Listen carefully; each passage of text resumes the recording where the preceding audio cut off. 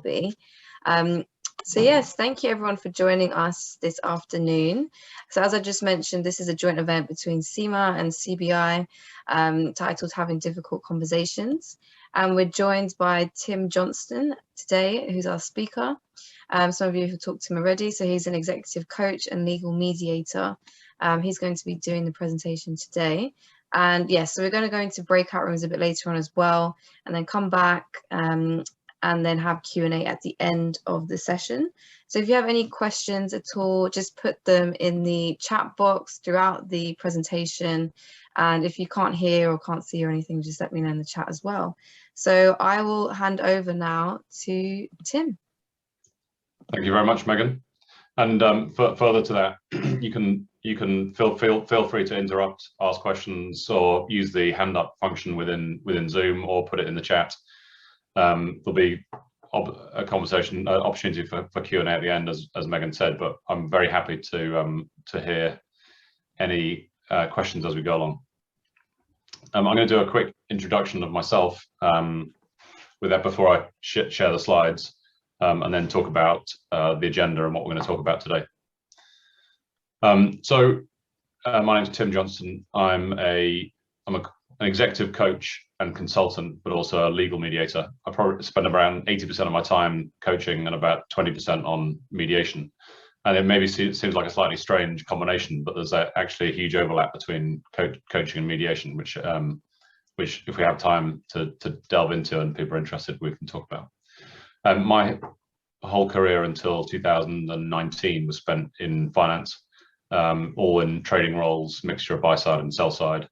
I started off at Goldman Sachs in the 90s, trading UK cash equities, and moved in 2000 to Bear Stearns to run a team and sort of pursued the people management side of running a trading business, and then moved to the buy side in 2003 at a hedge fund.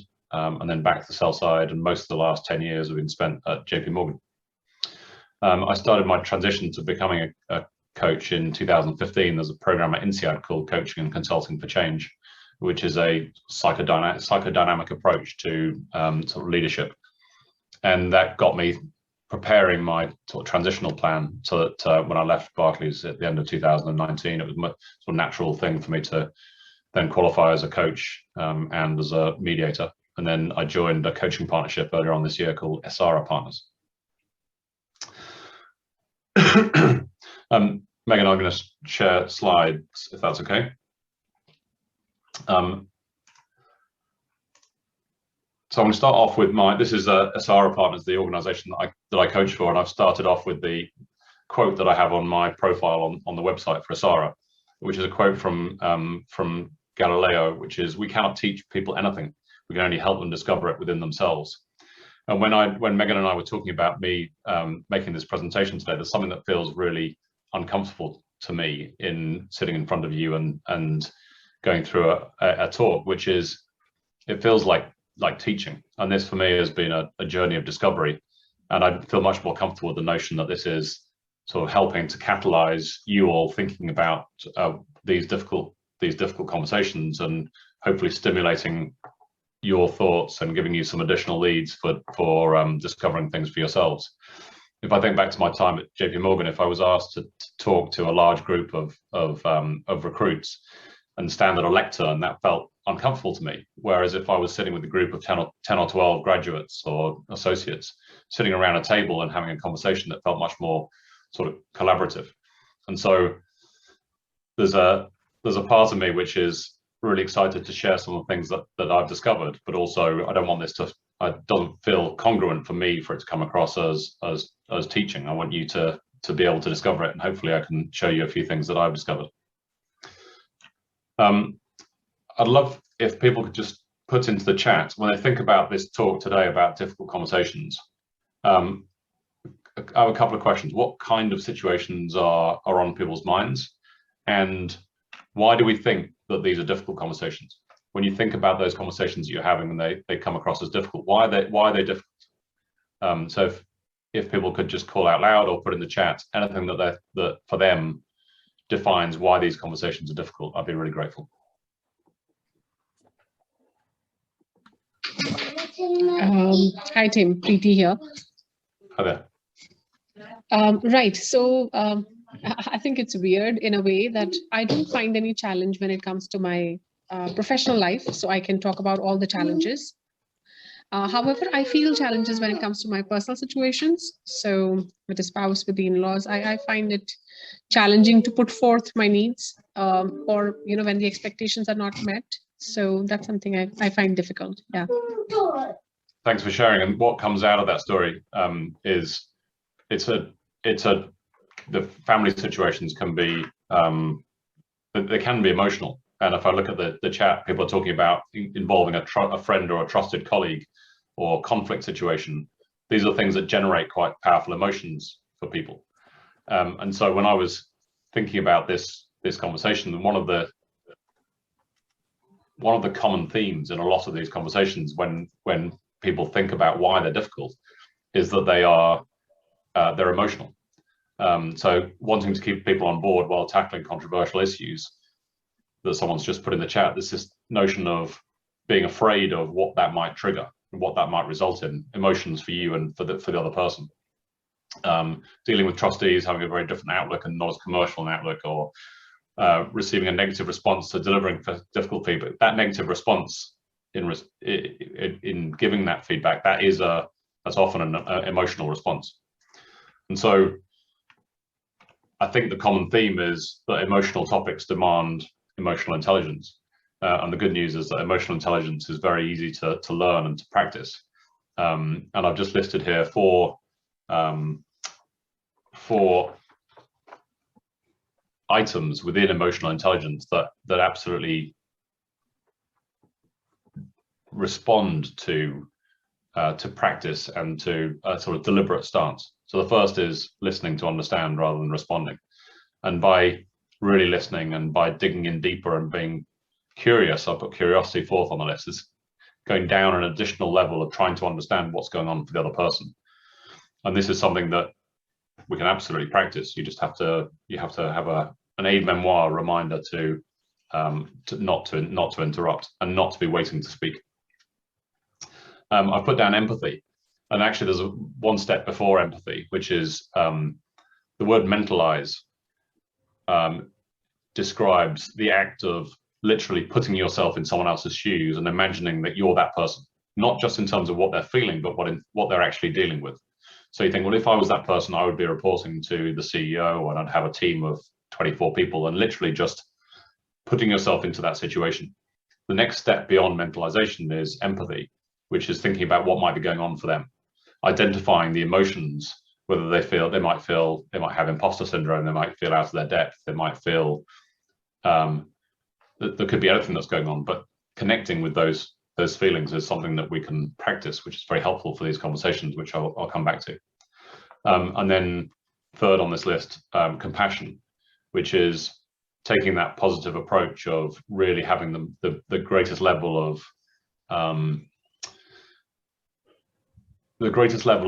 being able to identify with how difficult that situation is and sort of giving them a break. There's maybe if we have time for it later, there's something called the principle of charity. The principle of charity is imagining the best possible interpretation of what's going on for another person, to put their actions or their the way they're handling something in the best possible light. And on curiosity, which we touched on briefly, I think there's some really good questions which can trigger getting below the surface and really trying to find the next level of discovery from people you're having a conversation with, which could be just literally as simple as "tell me more," and that invitation, "tell me more," is really an invitation to connect at a deeper level, to go deeper in the conversation. And so, in starting off thinking about why these conversations are difficult, that emotion is the common theme, and those are some of the things which we can explore in terms of getting better at connecting with people. So the agenda for today, and I've probably already spent longer than I anticipated. I want to talk a little bit about contracting. Contracting came up in my coaching program, and I underestimated the importance of it. I personally believe contracting is everywhere, and we could talk for an hour or two today about contracting. I want to touch on it very briefly. I want to talk about how to ask good questions, and then we'll get into how you prepare yourself for these difficult conversations. And in some cases, there's an additional level of preparation required, which is how we express the anger that we're feeling and other difficult emotions within ourselves. There's then a methodology for actually giving the difficult feedback. And then when we get through that, hopefully around maybe 5 past or thereabouts, we'll go into breakout groups for 10 or 15 minutes and talk in small groups of 3 or 4 people about some difficult situations that you face and how you might apply this methodology. We'll then come back into the plenary group and either share some of those or go into Q&A, and I'll also share with you some resources for further investigation. So contracting, and my first example, just so that you all know what I'm talking about. Restaurants have a big problem with no-shows, and some of them have gone down the route of saying you have to put a credit card, and if you don't show, we're going to charge you £20 per head. Some restaurants don't want to do that, and they've started asking the question of people, would you be willing to call us and cancel if you're not going to turn up? And asking that question, most people will say yes, and make that commitment, make that contract. And having asked that question and made that little contract, the number of no-shows that restaurants are getting falls by around 80%. And it shows the power of these little contracts that couldn't be anything from as trivial as a restaurant reservation to a marriage certificate. And the contract that we make when we get married it's pretty absolute. It's quite long term, and in my view, it is probably a bit underspecified for the situations that come up in real life. And so my next example is I have some friends who've been together for 22 years, and they've never been married. And every year on the anniversary of their meeting, they sit down and they say, do you want to do another year of this? And as part of that conversation, they say what's working well, what's not working well. They bring up any grievances that they have, which for them are their own needs to make that work for another year. And we'll come back to needs in a minute.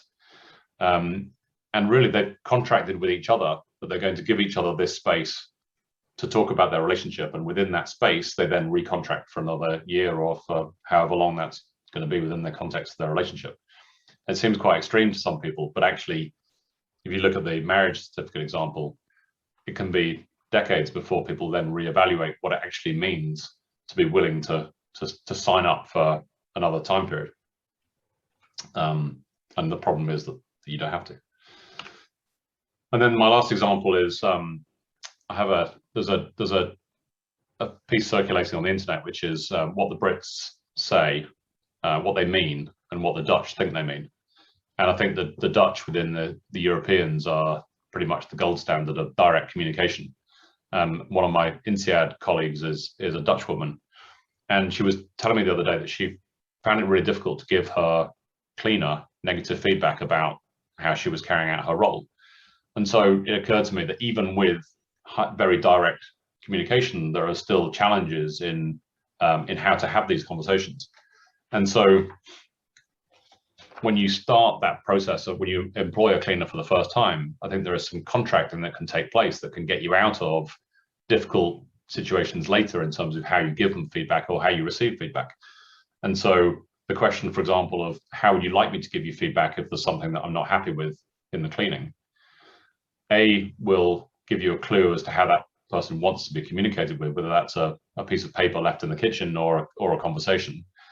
And it also, you're signaling your intention to be willing to receive that, to be willing to make the commitment to give that feedback in an environment that works for them. And then also perhaps an invitation, which is, if there's something that you're not happy with, then this is the way that you can talk to me. And so this idea of contracting with how you want that working relationship to be, and anticipating some of the difficult situations that might come up, rather than getting to the situation and not knowing how you're actually going to say that to the cleaner. Are there any? I'm just going to pause there briefly. Are there any questions on contracting or where we are? Any thoughts? Anyone would like to take a pause for a second? Okay. So I think one of the, again, this is another topic that I could talk about, or we could have a session on for an hour in itself, which is asking good questions. And I've put this quote from Tina Seelig at Sanford, which is, questions are the frame into which answers fall. And by changing the frame, you dramatically change the range of possible solutions. It's quite obvious when you consider the difference between a closed question and an open question of what that does. But then when you think about the type of open question and what frame you want that answer to fall into, I'll talk a bit more about that in a second. I have an Argentinian coaching client, and his one of the sessions that we had was on a difficulty that he was having asking a question of the board that he was presenting to. And there was a challenge of actually language, of how do you start an open question in English? And I was going to ask for thoughts on these 6 letters, but I've spoiled the punchline, which is this particular coaching client would start his meetings with these 6 letters at the top of the page as a reminder that all open questions, pretty much all open questions in English, start with these 6 letters. And the words are what, why, when, where, who, and how. And so when you think about the questions that you ask people and you want those answers to fall into this frame, then most of the time your question is going to be starting with these words. So to give you an example, actually, let's go back 1 second. A closed question would be, do you want sugar in your tea? And that's a very trivial example, of course, but the answer might come back, no. And then you're left thinking, well, do you want milk in your tea? A much better question is, how do you take your tea? Which is the way that people normally ask it, because then you get the very specific and straight answer.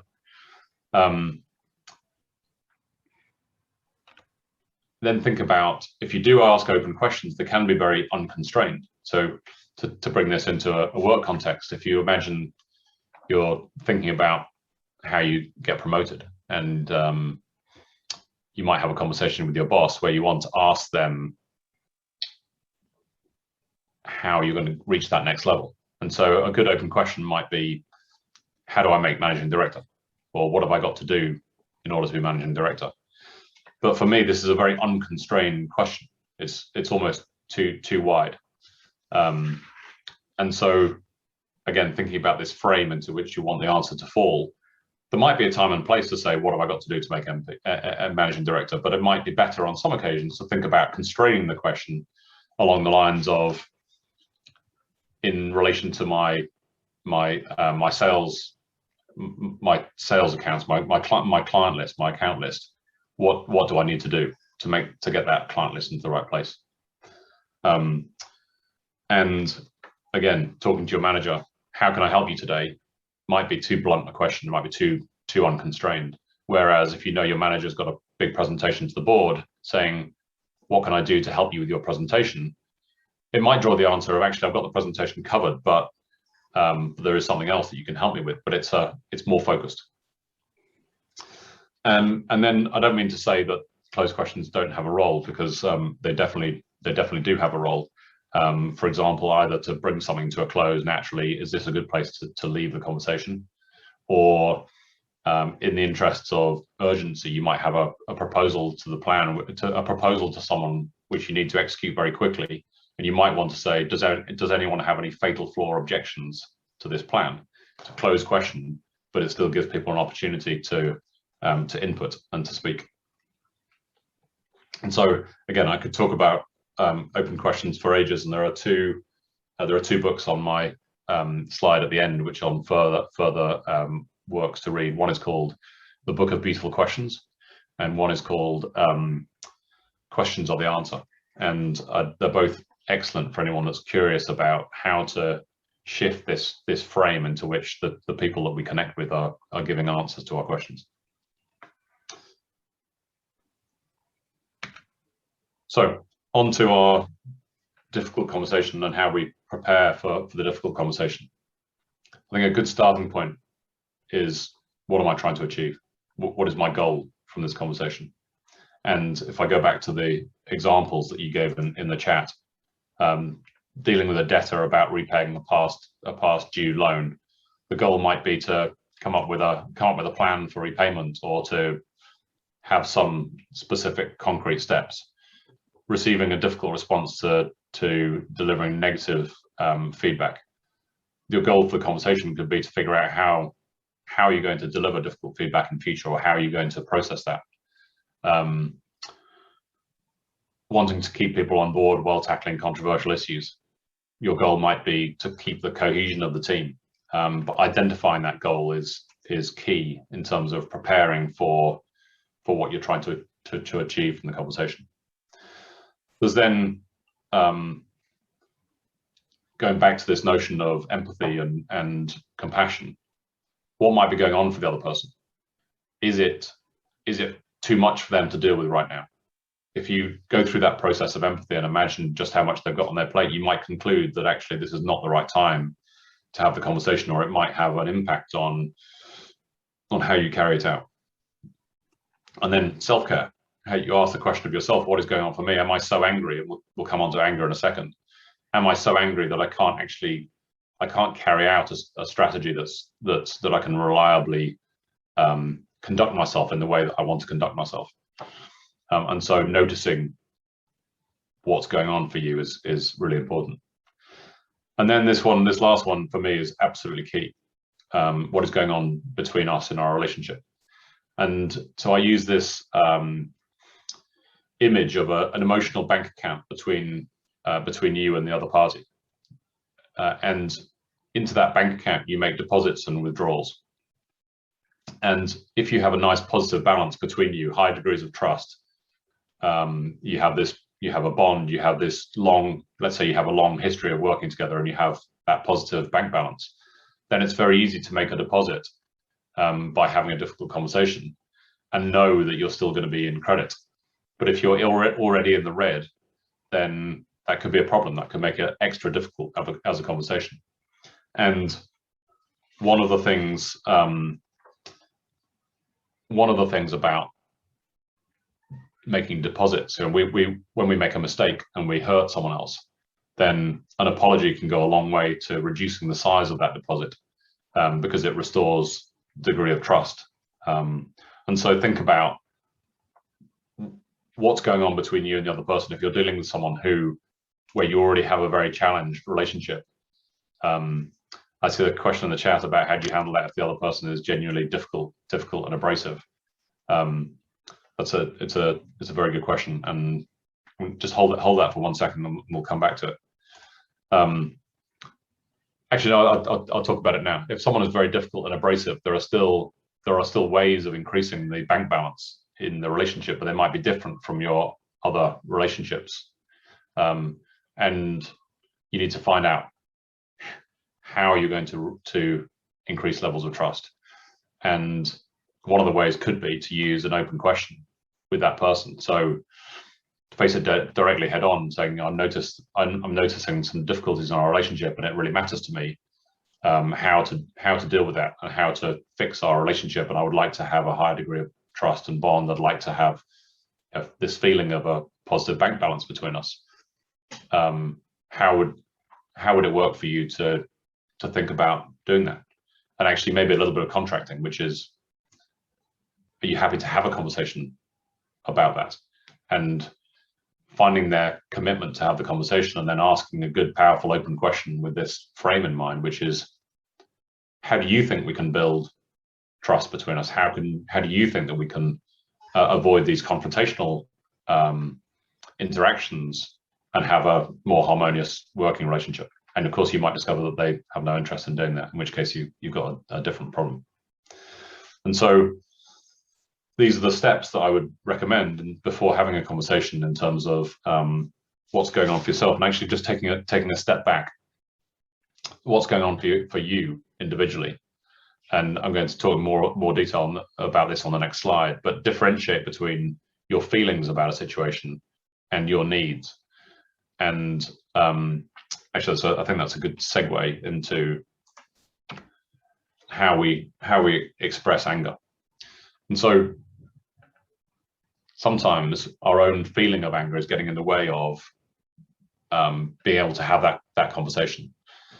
And so there's a book called Nonviolent Communication by Marshall Rosenberg, and he recommends these steps to express anger fully. And by expressing anger, what he means is, if you go through this process, the anger itself dissipates. Now, his main premise is that anger is not caused by other people's actions; it's caused by our own interpretation of those actions, and specifically the labels that we give to people or their behavior. And before I go into the steps, he tells this wonderful story about one of his clients who keeps having these very abrasive and conflictual interactions with people. And when he learns this process for expressing anger and for effectively diffusing it into a version of what his own needs were that are not being met, he wrote these steps on an index card and would carry the index card in the back of his pocket. And when a difficult situation came up, he'd take the card out of his pocket and he'd literally read the steps from the card. And people would sort of say to him, "What are you doing?" And he'd say, "Well, it's really important to me that I react to this situation in the way that I want to react, that I'm the person I want to be, and that I give this the full attention. And so I'm using this technique to deal with these situations." And it shows that you care. It shows that you recognize that maybe previous behavior was not in the right place. And after a few months, he gets comfortable enough to dispense with the index card. And then he finds himself at home a couple of months later, low resources, a bit tired, a bit emotional, and he gets angry with his 6-year-old son. And he's having this argument with his son. The argument's not going very well. And the 6-year-old looks at him and says, Daddy, get out the card."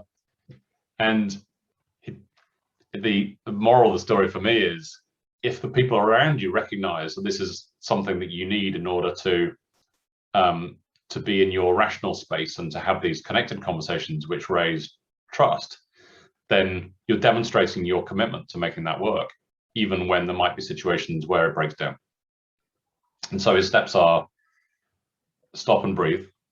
And breathing, again, is something we could talk about for hours. And those of you who meditate will recognize the power of breathing to restore our full processing power and to get away from the flight, fight, or the flight and flight responses. And so the second step is to identify the judgment that you're having. And so if I take as an example, if you imagine that you have a dinner arranged with your boss, and he's 30 minutes late. And so you're sitting waiting, and you're getting more and more agitated during the 30 minutes and more angry. The source of judgmental thoughts could be, he's disrespectful, he's selfish, doesn't care about me, I'm not important. Those are the judgmental thoughts about the other person. And notice what those labels are. And then practice some empathy for what might be going on with them. So what could have been the cause of something? There could be something going on in the person's family or in work, but just for a second, put yourself in their shoes and imagine what might be going on for them. And then coming back to yourself, you connect with your own needs. And so if this was me in the situation, I would say, well, my needs are to have more notice that someone's going to be 30 minutes late. I need to feel respected. I need to feel valued. And when you express your needs in those terms, the feeling of anger just naturally tends to dissipate. And I can only encourage you to try this for yourself, and we'll have an opportunity in the breakouts. So notice what happens to that feeling of anger that you were feeling when you express it in terms of your needs. And then, having identified those needs, you express those needs to the other party, and which of them are not being met. And so you're making a request, which is, my request is that if you're going to be 30 minutes late, that you let me know, and then I can use that time productively. Or my request is that I need to feel respected and valued within a team, and I would like you to bear that in mind when we in how you treat me or how you conduct yourself around me. Now, if that request doesn't get met, you've got a different situation to deal with, but it's a more rational, logical decision, which is, do you want to carry on working for that person? What are your alternatives? You might conclude that you don't have any alternatives and you need to deal with it. But at least then you've reduced it to the level of identified needs that are not being met, which at some stage you can address. So that's nonviolent communication, and I mentioned that because sometimes to get ourselves in the right place for these conversations is absolutely crucial. Sarah is saying in the chat, if the person is very senior, I wouldn't feel able to express that feedback in the first place. It wouldn't be appropriate. And so I think my reaction to that is that however senior someone is, that if you express what your goal is and you express what you're trying to achieve from that conversation, but it's a little contracting opportunity. And again, I'm not saying that all of these needs are going to be met, or in all those situations you're going to get satisfaction. But I imagine that even if you sat with the big boss and you said, it's really important to me to feel valued and connected, and to feel that I have a line of communication, expressing that feels very vulnerable, because the person might look at you and say, I don't know what you're talking about, and you might not get satisfaction. But at least when you've identified your own needs, you can then make a decision about how to respond and how to deal with it. Any questions before we go into this sort of specific, the specifics of difficult feedback?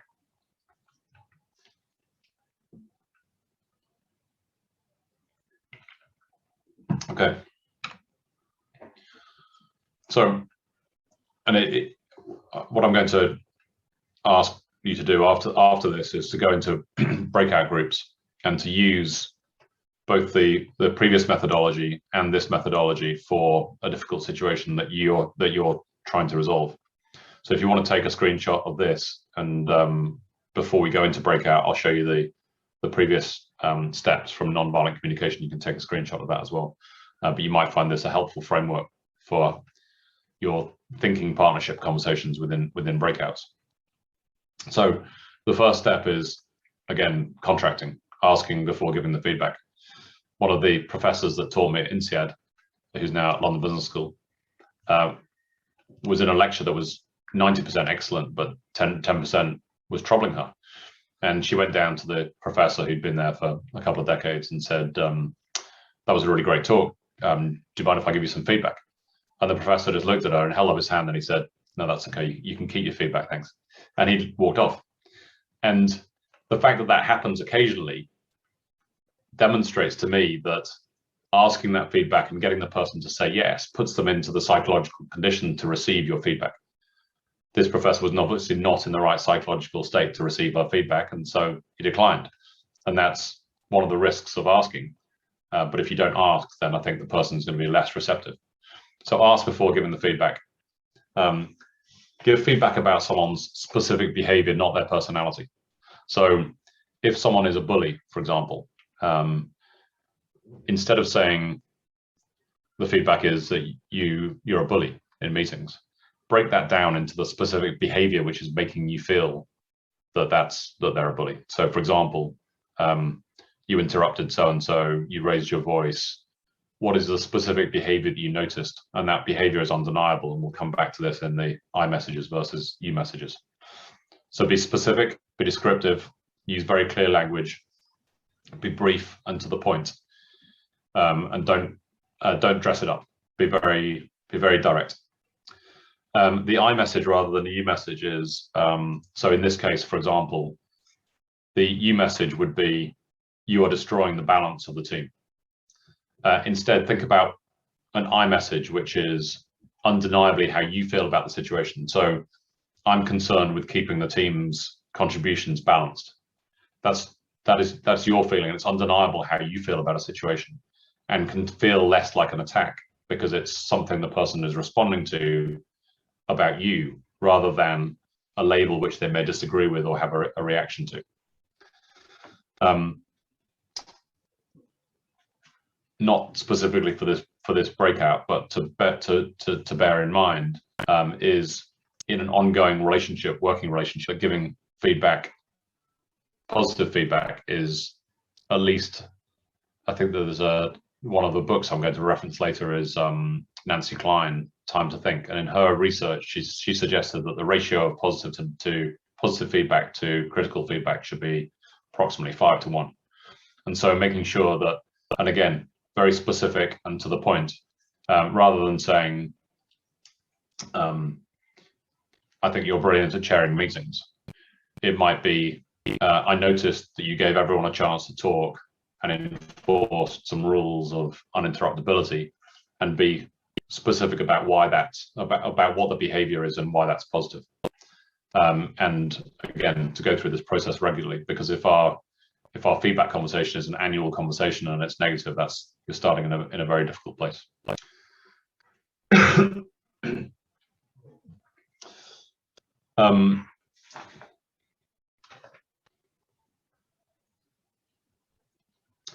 I think, given that it's gone 5 past and we want to have a conversation for a bit of an opportunity for a bit more of a conversation back in plenary after we have the breakouts, I think I'm going to give you a chance to do a screenshot of the previous slide, which is here.